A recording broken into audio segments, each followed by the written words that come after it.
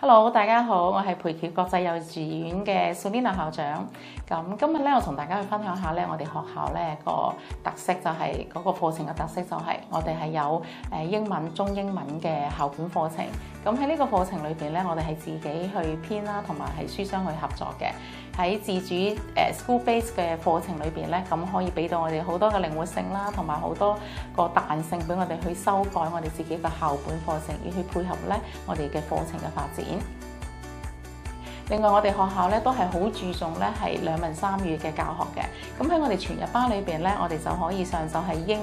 文同埋普通話，下晝就可以英文同埋粵語嘅。咁我哋咧喺個課程嘅體系編排嘅時候咧，咁我哋就好注重小朋友嗰個自主嘅學習嘅能力啦，同埋好自信同埋去學習嘅。咁我都課程裏邊咧都係好注重我哋嘅國民教育啦，同埋中西薈萃嘅課程，咁啊讓小朋友咧喺一個好開心嘅環境裏邊去學習去成長。